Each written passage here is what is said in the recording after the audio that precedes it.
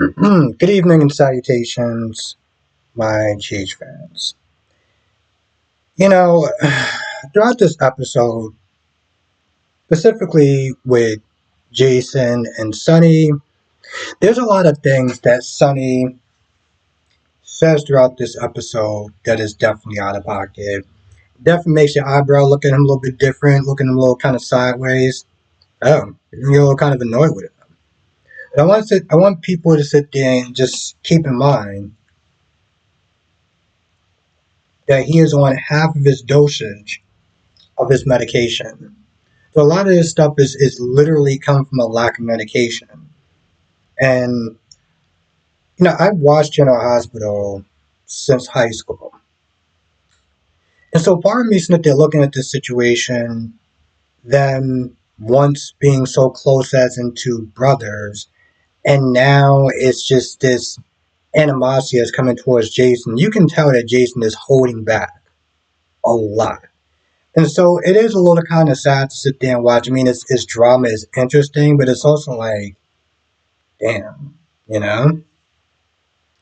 Sonny is being all high and mighty, walking in there like he runs things, you know? And, Sonny does have a certain level of arrogance to him. So for him to sit there and walk in there and be like, oh, well, I don't like you here and I want you going, I'm like, bro, you walk around like you King of Port Charles and you're not. You're not.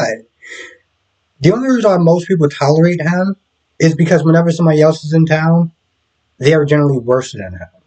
You know, Port Charles seems like it's this mecca between other places and shipping yards, and so it's like if he's not there, somebody else is going to be there, and it's better to sit there and have him there. But I mean, you still do illegal stuff. You still do hurt people. So let's not sit there and try to act like your ish don't stink. And he's talking about the incident, the rooftop and everything like that. Oh, I can't trust you, this, that, and the third, and you working for the feds. And Jason's like, listen, I've been protecting you, okay? Because you would have been arrested years ago if it wasn't for me. He also does sit there and say, if I wanted you dead, you'll be dead. You know? He said it. Carly has said that to him. Now, I get because he's now in his mess, he's not really sitting there thinking clear, and it's unfortunate, but that's the truth of the matter. Talking about I want you out of my warehouse, and he's like, this is my warehouse as well. Like, just because I've been gone doesn't mean that my stuff isn't here. You act like, I mean, he actually said to him, well, because you've been gone for so long, you lost your rights. I was like, yeah, you are clearly off your manners. And that's exactly what Jason said. Jason was like, yo, are you off your manners? Because you're saying a lot of things that aren't really translating. Like, it's not making sense.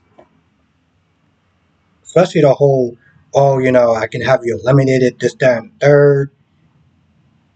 Here's the thing. Jace is a better man than most people. And the thing about situations like that, sometimes the most powerful thing to do in a situation like that is to not say something. Now, as a man, that's not something that we tend to do very easily. If somebody disrespects us, we're going to sit there and come back twice as hard. But it takes a lot of strength to not sit there and do that. Now, Ava. First of all, I'm going to be honest. I don't even know why Ava was actually in this episode. Like, she couldn't sleep. And so she's rummaging through Sunny's, medicine cabinet and stuff like that. Find this lithium. Realize that it causes drowsiness. And yet she still couldn't sleep. So she makes this comment talking about, well, they must taste really good because I took a couple of them and nothing's happening to me. Now, of course, you've been watching this before. You know that Valentine made a deal with somebody that does Sonny's medication and is only giving him half his doses. So that's the reason why she should have been out like lights. Now let's talk about Nina and Drew for a minute. Because this has been another one of those things since yesterday where I'm just like, I'm still reeling from that. By the way, they went all the way. Just in case people snipped their one, they didn't just end with kissing. They went all the way, right? Now, Nina is saying some stuff that's out of pocket, talking about, oh, you took advantage of me, this, that, and the third, and that was an emotional, vulnerable state, and but she still wants to angle trying to get back in Willow's graces and is asking Drew to get her on the board. And Drew Smith, and she talks about the incident that happened in the restaurant. And Drew making it seem like, oh, well, this is all your fault. You don't know boundaries. You kept pushing, this, that, and the third. Okay.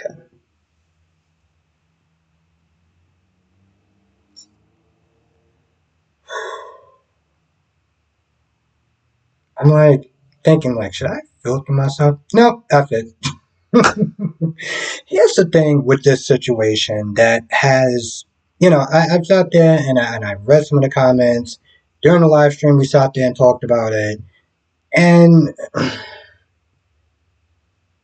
the thing is, when I do these reviews, when I sit there and watch these shows, sometimes I feel like I'm kind of an odd duck because I tend to use a lot of logic in some of these situations, and with soap operas, they're very emotionally impactful, right? So when people sit there and look at some of the situations, they look at it from an emotional standpoint. I've always been one of those type of people that try to see things from both sides of the situation.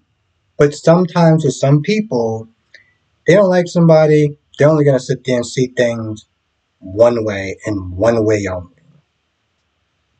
Doesn't mean that they're wrong in a sense, but it's like they're refusing to sit there and see the other side of it.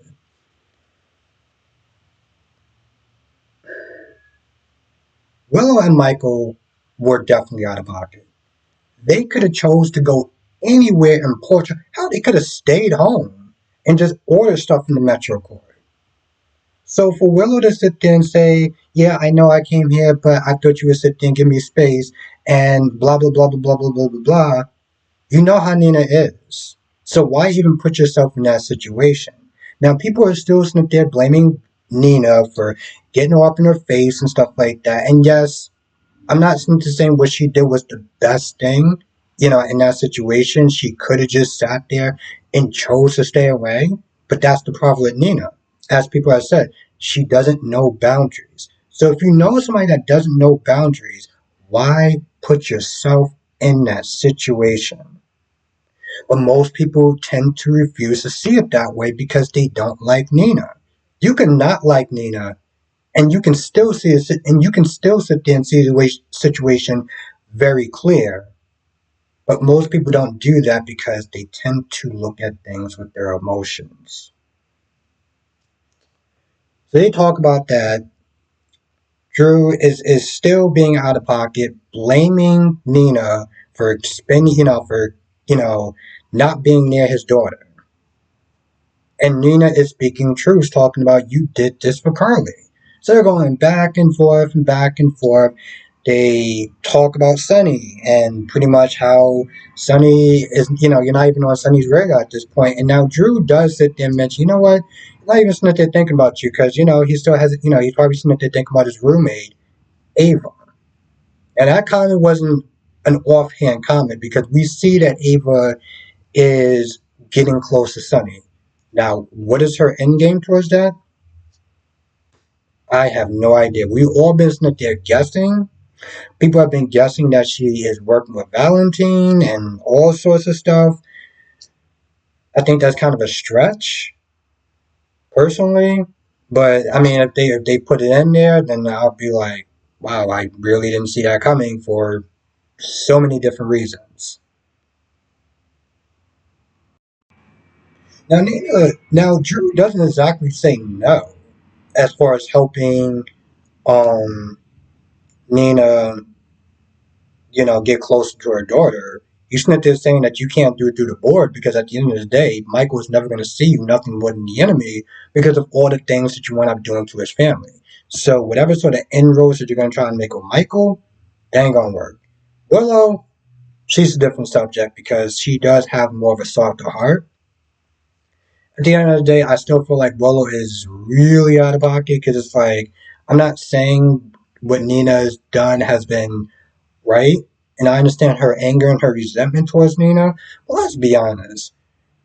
Harmony, the bar was set really low with her. That chick put you in a cult, and somehow you was able to forgive her and still consider her your mother, but you can't sit there and find some sort of way to work it out with her, at the very least to be civil.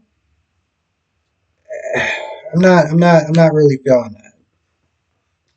So I guess Drew, whatever offer he's going to get from Nina, I think he probably will sit there and try to make inroads with Willow. Um,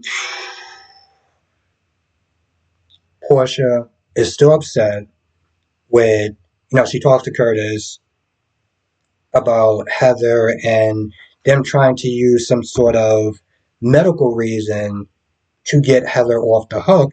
And when you switch over to Laura and Kevin, he talks about that as well. And I think he wants to do it because he blames himself for a lot of the stuff that wound up happening in Port Charles with Esme and Ryan and everything like that. So he wants to see her be, rehabilitated. And I'm just looking at this whole thing, and I got to sit there and ask a question to the audience: would you want Heather free?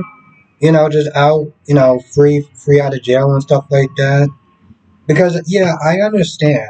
This is one of those things where it's very difficult for me because I understand from a logical point that a lot of that stuff that wound up happening, they're using a medical reason to explain why she did what she did.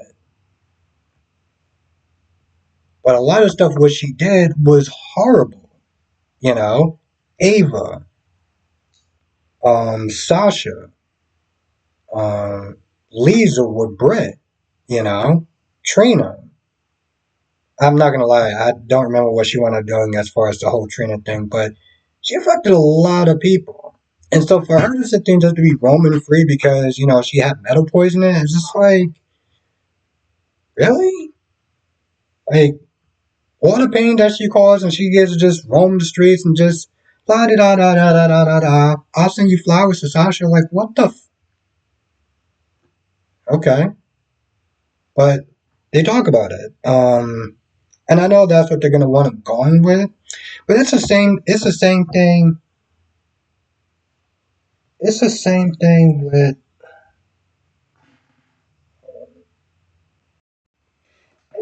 thing with Franco, with the whole tumor thing, right? And people was able to sit there and like him again, and he was really there for Liz and the boys and everything. But some people couldn't get over the fact of what he wound up doing to Michael, brain tumor or not. They just sat there and just looked at us like, yeah, I can't get past that from an emotional standpoint, and I understand that because there's certain things that, regardless of logic, you just can't get past. Now, Carly does sit there and take care of John, talks about the incident in the alley and being like, listen, if we go to the hospital, then the cops are going to be there. They're going to be asking questions as far as like, why would you just kind of hanging out in the alley? And, John alludes to him being there not for Jason, but to sit there and follow Diane. Talk a little bit. Seem like they kind of, flirt with each other. And so she just kind of stays with him to make sure that, he doesn't like drop dead while he's sleeping. Um, the stuff with Blaze and Christina, eh. I mean, they talk about Blaze's mom and why she's so controlling, and talk about Christina being okay with Blaze keeping her life private. And maybe she is, and that's totally fine. Um, Now I am not, and I'm not LGBT, so I don't know what that's like as far as to be open coming out and how tough it is and stuff like that. So I know a lot of people, and I've probably spoken that before. Um, I've often tried to sit there and say it's a little bit different for me because, like, I can sit there and be like, well, um, it should be okay for her to sit there and hide Christina and stuff like that when I don't know what it's like to have to hide myself, you know? So it's very tricky as far as even reviewing that or critiquing that or talking about that. But just I guess talking about from the Christina angle, like how long is she gonna want to have to sit? Or how long do you think she's actually gonna want to be able to deal with that? You know. Now they do talk about Ava, and she's just like it's just a little off. Like her being there, being very chummy and indispensable, and always at his beck and call and stuff like that, shooing people away, giving him alcohol and stuff like something about it is just not it's not kosher. Now she does sit there and say that Ava wouldn't just outright try to take power away from him. She's more of a slippery snake, kind of getting close to him. So, this is all alluding to the fact that Ava does have some sort of plan. What the plan is, who knows? I just hope that the writers will do it in a way where it's like by the time that they have an idea of what to do with Ava, these scenes would add up to something and it won't just be like they kind of just thrown in at the last minute, you know? I feel like that happens a lot in these shows, and not just General Hospital, but in all these shows. They'll have it, they'll have an idea for a story or they'll change something at the last minute. And the problem with those changes is that the stuff that led up to it will be like, well, this doesn't make sense. That doesn't make sense. This doesn't make sense. Like the whole hook killer thing.